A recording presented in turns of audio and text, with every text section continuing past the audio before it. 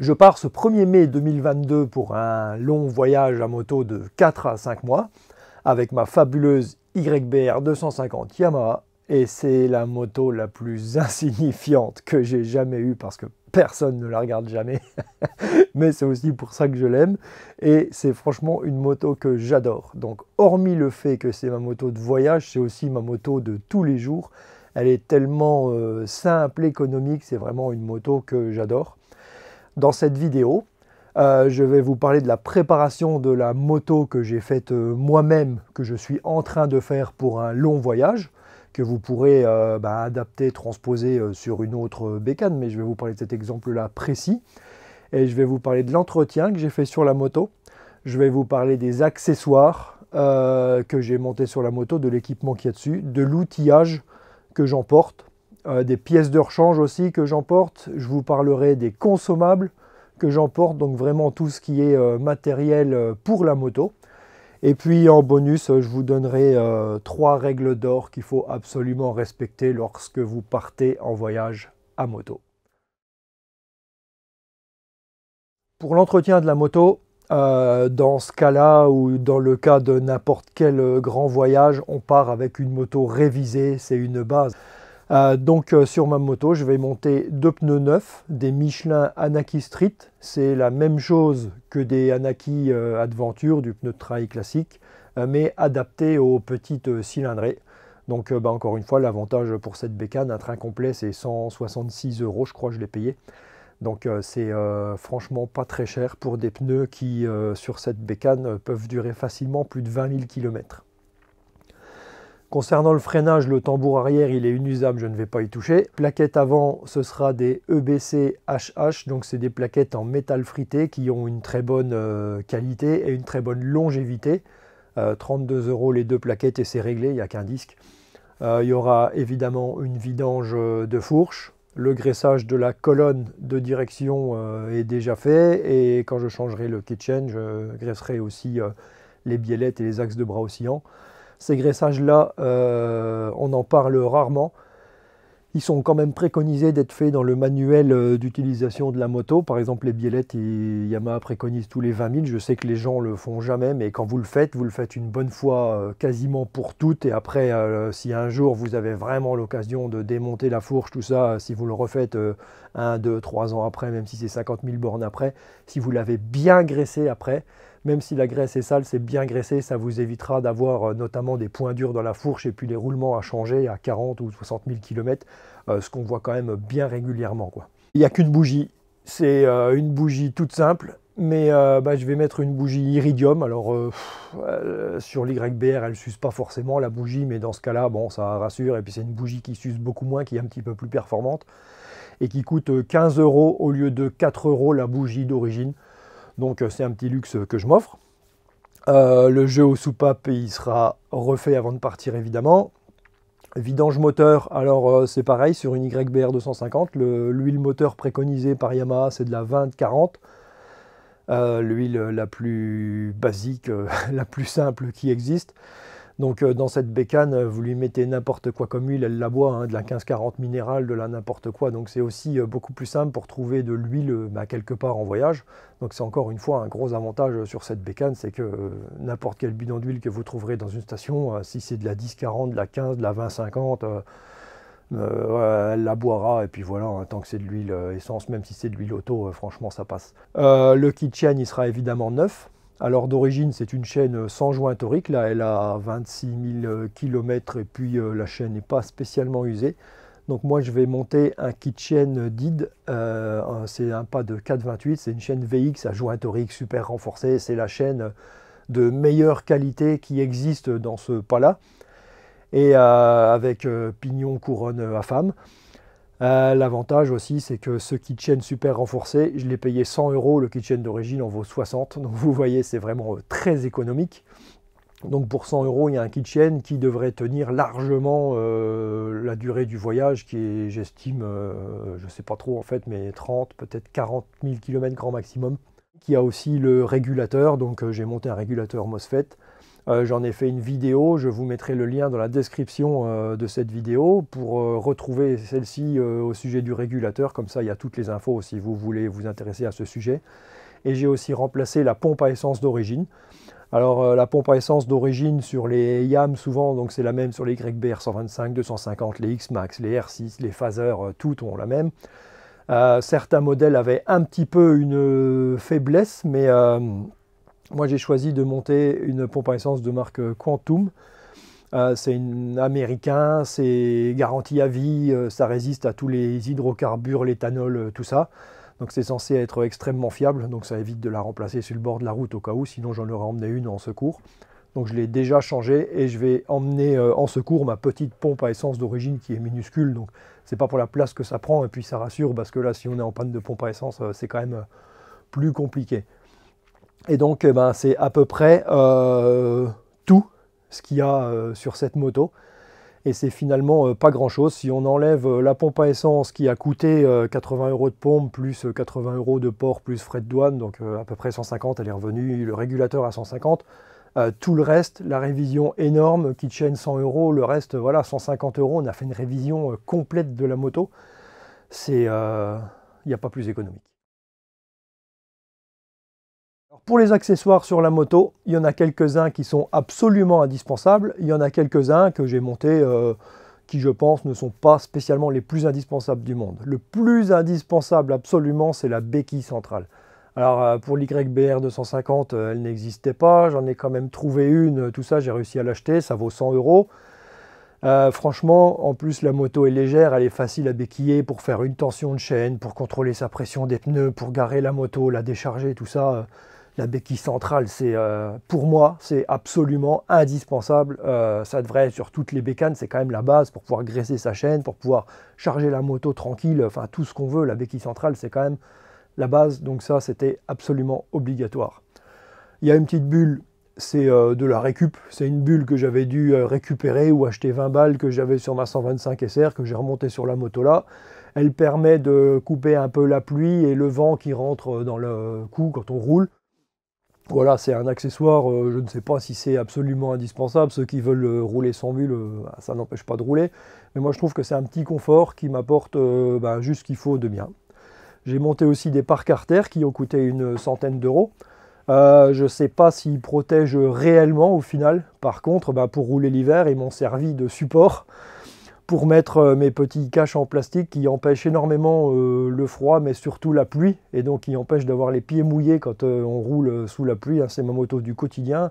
Elle a roulé tout l'hiver, tous les jours, y compris sous la neige, le verglas, le sel et tout. Ces petites protections-là, elles sont géniales. J'ai acheté un porte-bagages, donc le seul fabricant pour l'YBR 250, il est en Ukraine, c'est Moto Voron. Ça a coûté environ 200 €. Et sur ce porte-bagages, j'ai pu monter mes valises Batanga Case. Donc c'est un copain que j'ai rencontré en Russie, qui est en Lettonie, qui fabrique ces valises. Elles sont simples, archaïques, mais justement très solides. Et voilà, c'est du matos fait par un artisan passionné, un gars qui adore voyager. Donc je voulais mettre ça et j'ai récupéré ces valises pour les mettre sur l'YBR. Comme ça, j'ai deux valises rigides où je peux charger tout mon matos dedans. Ça sert de protection si on couche la moto, tout ça. J'ai pas eu à en racheter, ça me va très bien. Au sujet de l'électricité, sur la moto, quand je l'ai acheté, il y avait une petite prise USB qui était piquée sur le phare ou le feu de position, donc un plus après contact. Le montage était propre, je l'ai laissé. Et j'ai tiré un faisceau branché avec un relais, donc un plus après contact, mais vraiment la puissance en direct sur la batterie. Et puis pour alimenter donc les poignées chauffantes, on est en Lorraine, donc poignées chauffantes c'est obligatoire. Pour alimenter aussi une prise allume-cigare où je pourrais brancher des appareils qui consomment un peu plus de puissance. Et puis du coup j'ai encore une place pour un accessoire quelconque. Si je veux rajouter une prise allume-cigare sous la selle ou un autre accessoire électrique, je peux le faire. Le faisceau est déjà là, donc tout ça protégé par fusible comme il faut, tout ça. Je suis tranquille avec le faisceau électrique. J'ai évidemment mis une petite boule RAM mount pour pouvoir poser mon GPS. Il y a deux réhausses de guidon à 20 balles, c'est vraiment des bricoles. La selle confort était déjà sur la moto quand je l'ai achetée. Et vu que l'YBR elle a une selle un peu bloc de pain dur d'origine comme les motos modernes. Là j'ai une selle qui est confortable, donc niveau confort et position, moi je suis très bien. Et enfin, dernier accessoire absolument indispensable, ceux qui suivent la chaîne ou la page Facebook le savent, les bavettes. C'est quand même le truc de base sur une moto, les bavettes c'est hyper important parce que tous les garde-boue sont trop courts. L'YBR c'est une super moto, mais d'origine quand il pleut, l'eau revient derrière, elle tape sur les chaussures, on a les pieds mouillés quand même. Donc en rajoutant des bavettes, je peux rouler sous la flotte pendant 200 km, j'ai pas les pieds mouillés. Quand on veut faire des bornes, ça change tout. Donc je fais partie de ces gens qui rajoutent des bavettes au bout des garde-boue. Et puis qui n'aiment pas la maladie des garde-boue trop courts. Alors peut-être que c'est beau un garde-boue trop court, mais une moto c'est fait pour rouler. Puis quand il pleut, on hurle parce qu'on est trempé alors qu'on pourrait être au sec. Pour l'outillage, je n'ai finalement pas grand-chose parce que la moto, elle se démonte en un rien de temps. Elle est ultra simple. Avec un tournevis cruciforme, vous enlevez, il y a 2 caches latéraux de chaque côté. Chaque cache tient avec 2 vis. Donc une fois que vous avez enlevé 8 vis cruciformes, vous avez enlevé tous les caches latéraux. Avec une clé de 10, un écrou, vous avez déposé le réservoir. Il y a la prise d'essence, la prise électrique pour la pompe. Et avec ça, la moto elle est à poil. Donc niveau démontage, niveau accessibilité mécanique, c'est très simple. Donc il n'y a aussi pas énormément d'outils à emmener. Donc évidemment la trousse à outils d'origine qui sera modifiée puisque les outils que j'aurai dans mon coffret nano que j'emmène systématiquement, je les enlèverai de la caisse de la trousse à outils d'origine. C'est quand même beaucoup plus simple. Donc le coffret nano, évidemment, pour moi, c'est le premier truc que j'emmène, c'est absolument indispensable. Et j'aurai évidemment le couteau Leatherman qui sert de pince, qui sert de cutter, qui sert de plein de choses aussi, qui est toujours pratique à avoir dans la poche. C'est aussi le genre de truc qu'on emmène systématiquement. Le marteau de camping qui sert pour planter les sardines de la tente, et il servira de marteau aussi si jamais il faut cogner sur quelque chose sur la moto pour réparer, donc ça fera office de marteau tout court. 2 choses aussi absolument indispensables, le kit de réparation de pneus tubeless. Sur la moto là ce sont des pneus tubeless, donc un kit de mèche sans les bonbonnes et tout parce que je m'en sers jamais, mais j'emmènerai une pompe avec, donc une simple petite pompe à vélo. Les pneus n'ont pas beaucoup de volume dedans, c'est des petits pneus, donc ça réchauffe un peu, mais c'est une pompe avec un petit manomètre intégré tout simple. Franchement pour la bécane là, c'est suffisant et c'est quand même beaucoup moins encombrant et beaucoup plus léger qu'une pompe ou un truc qu'on branche sur un allume-cigare et tout quoi. Un kit de réparation de câbles. Ça vaut chez Louis 5 ou 6 € et vous avez dedans 2 câbles qui peuvent servir pour le gaz ou l'embrayage avec plein de serre-câbles différents et tout, donc vous avez de quoi dépanner ce qu'il faut. Et enfin, en outillage, il y aura uniquement donc, une cale de 10 et une clé de 24 modifiée que j'ai pas encore faite, mais qui sera donc beaucoup moins encombrante qu'une clé de 24 tout simple, et ça sert juste à démonter les bouchons qui permettent d'accéder au jeu aux soupapes. Alors voilà, une fois qu'on a démonté le réservoir sur la moto en 5 minutes, le jeu aux soupapes est très facilement accessible, ça peut se faire sur le bord de la route. Avec une cale de 10, on arrive à faire l'admission et l'échappement dans des valeurs correctes. Franchement, une fois qu'on a fait ça, on a fait toutes les grosses opérations de maintenance sur la moto. Donc voilà, il y aura dans la trousse à outils d'origine le nécessaire pour forcément démonter les roues s'il faut, quelques outils, et puis voilà, il n'y a franchement rien de plus à emmener sur cette bécane quoi. Les pièces de rechange. C'est toujours un sujet délicat parce que est-ce que j'emmène une demi-moto en pièces de rechange pour parer à toutes les éventualités ou est-ce que je pars avec rien et puis je me démerde sur place? Il y a quand même un minimum, je pense, à emmener. Alors ce sera toujours la sensibilité personnelle, mais moi je pars sur plusieurs mois. Il y en a certaines que je veux pouvoir avoir à dispo et puis il y en a certaines, bon, au cas où, mais un minimum quand même pour se débrouiller. Alors sur cette bécane, ce qui est fabuleux, par exemple, 2 filtres à air, c'est des bouts de mousse qu'on peut évidemment nettoyer autant qu'on veut, mais j'emmène quand même 2 filtres à air parce que s'ils sont vraiment crades, pour pouvoir le changer rapidement, s'il y en a un qui est vraiment usé, que la mousse part en lambeaux, je peux le changer. Et il se démonte facilement le soir pour être lavé, remonté. Donc si vraiment il y a une journée très poussiéreuse et qu'il faut le changer même à midi, il y en a pour 5 minutes et il est changé. Donc c'est quand même ultra simple. Et donc vu la place que ça prend et le poids infime, 2 filtres à air, franchement, c'est, je pense, pas un luxe. J'emmène aussi 3 filtres à huile, c'est des HF 140, ils sont minuscules. Sur la moto là, c'est préconisé par le constructeur vidange tous les 10 000 et le filtre tous les 20, mais il y a 1,5 litre d'huile, un peu moins même. Donc la vidange, ce sera tous les 5000 km maximum et le filtre tous les 10 000. Avec 3 filtres à huile, ça m'emmène à 40 000 km. Comme ils sont minuscules et légers, pour la place que ça prend, c'est pareil. Je pense que c'est pas vraiment un gros luxe d'emmener ça. J'emmène aussi 2 leviers, un levier de frein, un levier d'embrayage, parce que bon, si on casse un levier, pour dépanner une journée, ça va, mais pour rouler plus loin, ça peut être pénible. Donc si vraiment il y a besoin, 2 leviers de rechange, c'est 20 balles les 2 leviers. Pour le prix, la place que ça prend, c'est pareil, il ne faut pas se priver d'emmener quand même 2 leviers. Je vais emmener un jeu de joint spi, parce que s'il y a quand même un joint spi qui lâche en roulant sur les routes mauvaises et tout, c'est quand même bien de pouvoir avoir une moto en bon état, et puis à un moment de pouvoir remettre de l'huile dans la fourche, même si ce n'est pas l'huile de la 10W qui est préconisée d'origine, mais mettre un peu n'importe quoi comme huile, mais ne pas laisser pisser la fourche, notamment côté du disque, pour pas que ça coule non plus sur les plaquettes et puis qu'on finisse avec une épave. Donc voilà, les joints spi, c'est pas grand chose. C'est pareil, ça vaut 10 balles les 2 joints spi, donc au fond de la valise, ça prend pas de place. J'emmènerai aussi un pignon de sortie de boîte d'avance. Pourquoi? Tout simplement, c'est une habitude un petit peu d'enduriste. Souvent, quand le kitchen commence à s'user, c'est le pignon de sortie de boîte qui s'use beaucoup plus vite, vu qu'il est plus petit et qu'il emmène plus souvent la chaîne. Et donc à un moment, quand les dents elles commencent à être bien usées, bien inclinées, on préfère en enduro changer le pignon. Et souvent sur un kitchen complet, on peut mettre 2 voire 3 pignons.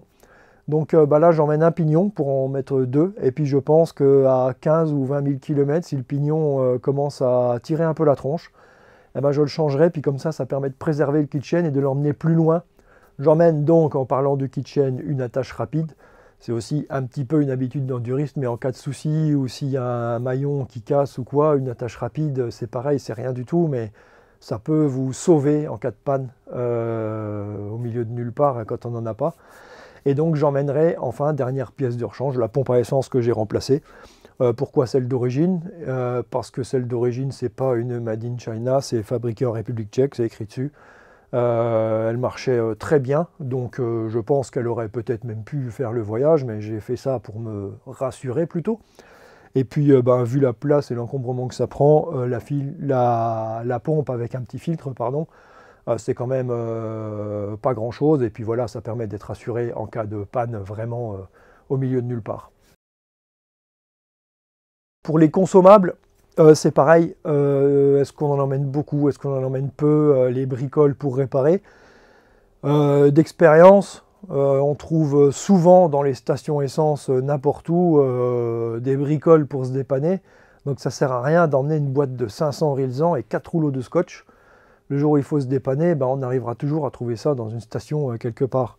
Donc je pense que ce qui est important à emmener déjà, c'est pour pouvoir se dépanner vraiment sur le bord de la route avant de rejoindre un endroit où on peut plus se dépanner.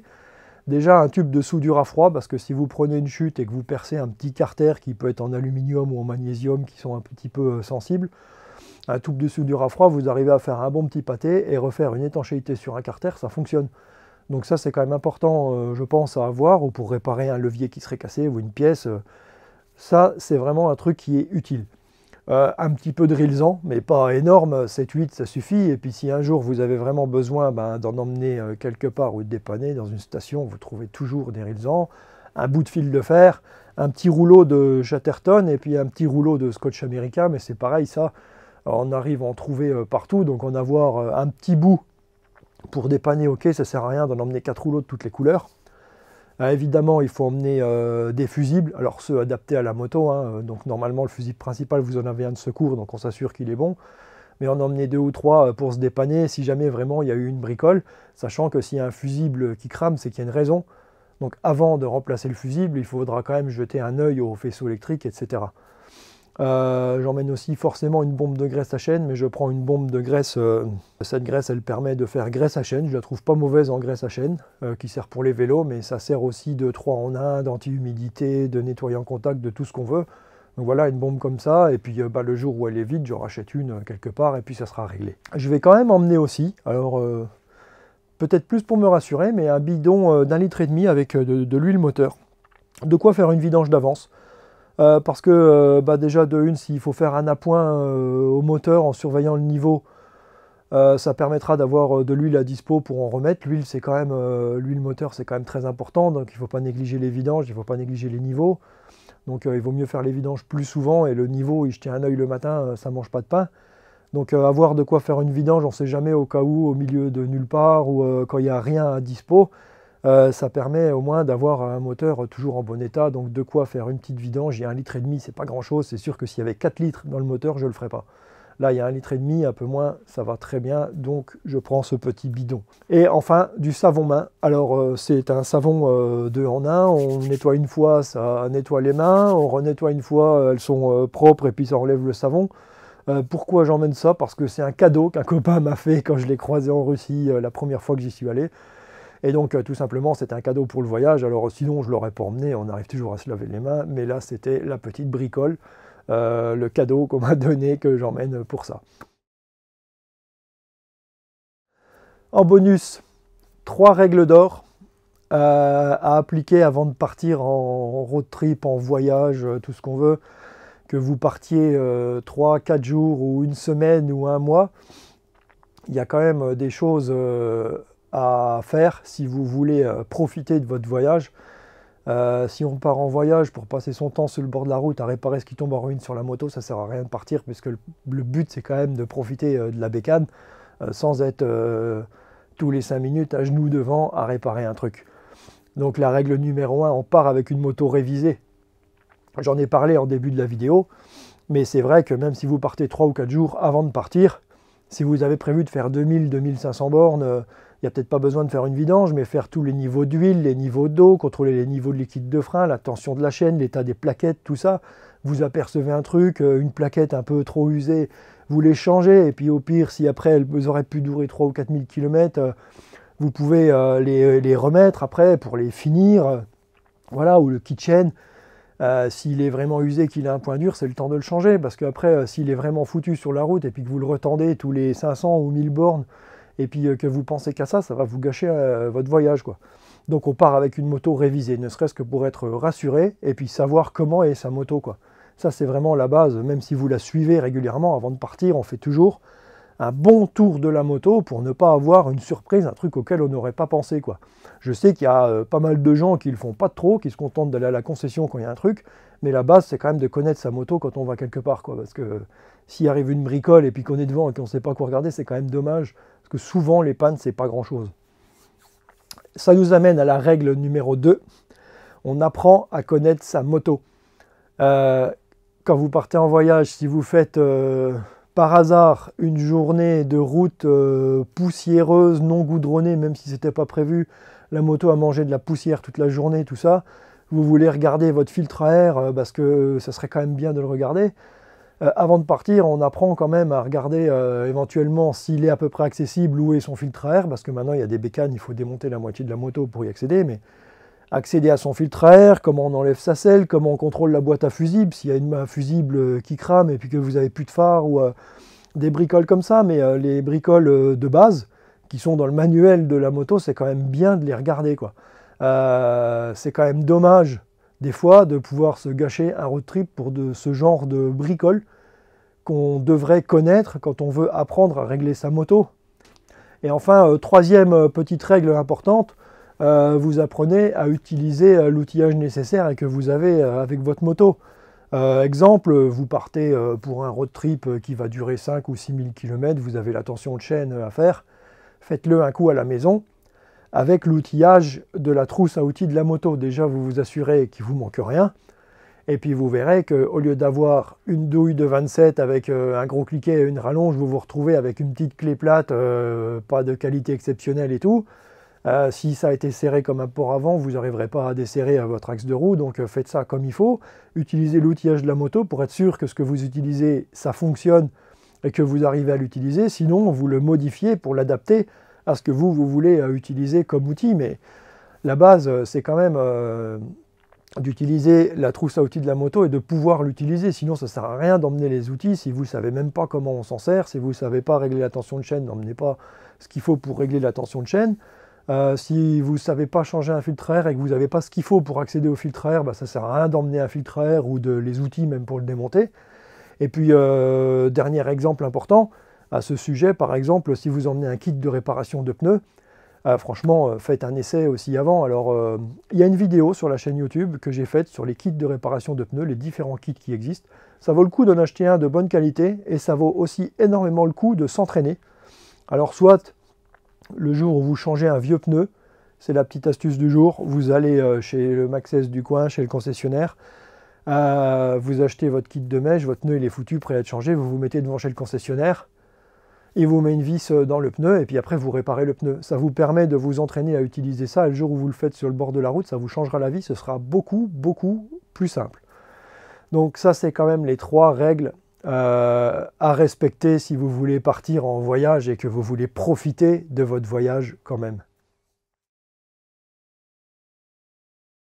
Conclusion de tout ça, vous voyez que l'YBR 250, c'est une moto absolument fabuleuse. Pourquoi? Parce que c'est une moto qui cote environ 2000 € pour une moto en bon état. Donc pour partir en voyage, une bécane à 2000 €, bah, qu'est-ce qu'il y a de mieux? Elle est absolument économique, elle est super fiable, elle permet de rouler entre 90 et 110 de croisière sans problème, ça monte les côtes même chargé. Franchement, c'est une merveille pour voyager. Tout est simple, fiable, accessible. Et puis elle est aussi super légère, donc quand la moto est chargée ou si c'est pour rouler sur des routes non goudronnées, entre une bécane qui fait 300 ou même presque 400 kg pour un gros trail chargé, là la bécane elle pèse 138 kg d'origine, donc elle sera peut-être à 200 chargée, c'est rien du tout. Et bah, ça vous change la vie et moi je trouve que pour ça c'est une moto fabuleuse.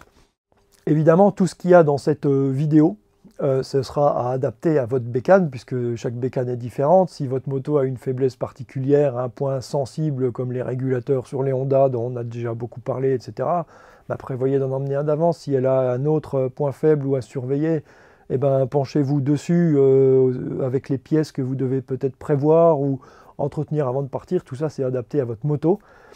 Et enfin, n'hésitez pas à mettre un commentaire pour y aller de votre conseil, de votre expérience ou de ce qui vous a peut-être manqué ou absolument servi.